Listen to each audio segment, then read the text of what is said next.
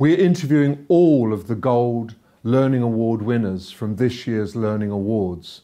And the second one up is Mike Dobkin. Mike is based in Chicago and he works for Dell as an online facilitator because he won the Live Online Facilitator Award this year. And I caught up with him on Skype to talk a little bit more about his role and to help us get some good tips and ideas about live online facilitation. Mike, what does winning the Gold Award mean to you? Thanks, Nigel. First of all, thanks for having me. Really an honor to be interviewed here.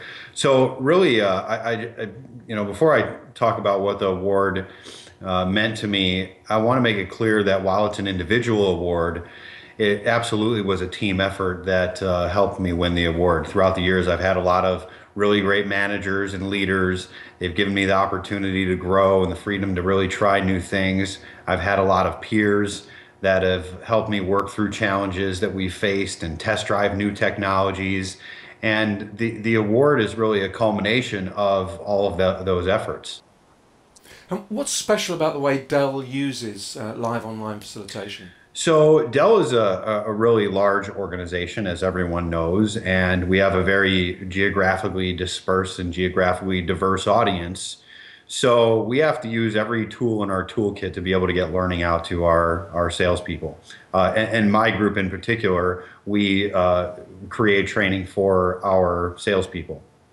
So we use a combination of e-learning, of large-scale webinars, which I would call large virtual instructor-led training. We have small, intimate virtual instructor-led training, which is where a live online facilitator really comes into play. So what's special about Dell is really the size and the scope and the fact that we really have to leverage as many technologies as we can to get learning out to our sales makers.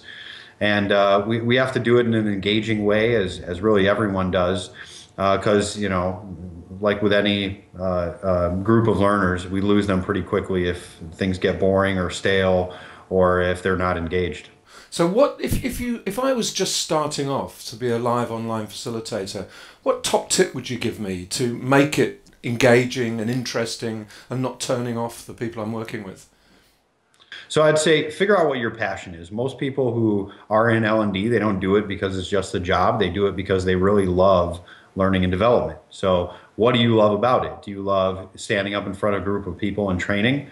Do you love creating the content? Do you love the operation and analytics side of it? So once you identify what your passion is, don't just put the blinders on and focus on just that area of practice. Be diverse. Understand what goes on in the other areas of L&D because it's going to help you in your area of practice. If you eventually land on being a live online facilitator, then the #1 tip I would give you is that it's all about audience engagement. So I don't care how good your deck is, I don't care how good your presenter is, I don't care if it's a 10-minute session or a 10-hour session, you're going to lose your audience if you don't keep them engaged. And every few minutes you need to do something with the audience. You need to ask them a challenge question. You need to get them to think. You need to request their opinion or get some data from them and then respond to that data to keep the audience engaged and in your session. Otherwise, they're going to be on YouTube or Facebook or they're going to multitask and they're not going to get what you wanted them to get out of your session. Take me through a typical week. How much time do you spend online? How much time do you spend managing the system? How much time do you spend in maybe face-to-face learning or developing new material? Well, I'm a remote worker. I'm based in Chicago and our headquarters at Dell are in Round Rock, Texas. And as you know, we've got offices all around the world. So my typical day is spent virtually collaborating with people to create, design, and then it used to be facilitating training. So I give you a little history lesson. I used to be a facilitator. Now I'm instructional design manager. So I manage a team of instructional designers. So my day today is very different from what it used to be. Back in the day when I was an instructional designer and facilitator, I would actually create content and I work with subject matter experts on a daily basis to create content, and then we go out and deliver our content to our audience. And it's funny because the delivery portion of it is the shortest, smallest portion of it, although it can create, a very huge area of impact.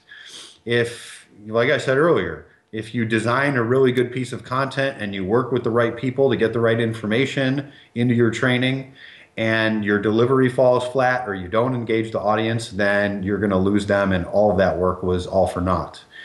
So we spent a lot of time preparing. We spent a lot of time doing dry runs and ensuring that our technology is working properly, and test driving the virtual classroom technology and stuff like that to make sure our sessions go smoothly. So that's kind of a day in the life, just constantly working through it to get it right.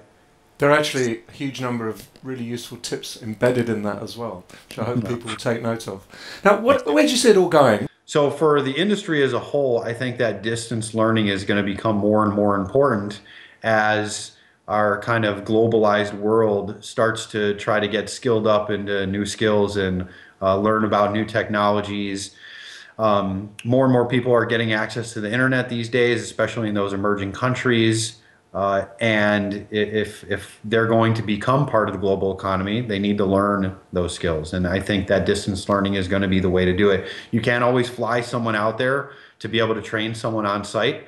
So providing a really intuitive way for people to learn on the fly, on demand, or attend virtual sessions like we're doing via webcam, I think is going to be very helpful.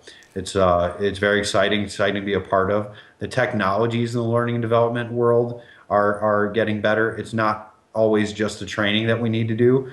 There's a lot of informal learning that goes on via technologies like YouTube and Facebook. There's the social learning aspect of things. So, I mean, really exciting time to be in the industry. That's great. Thank you. Mike, you're the right man in the right place at the right time.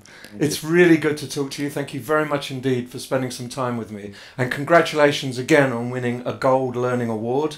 And I hope everything goes well for you in Dell over the next few weeks, months and years. Thanks. I appreciate that, Nigel. And thank you to LPI for selecting me. And thanks to you for having me on the show.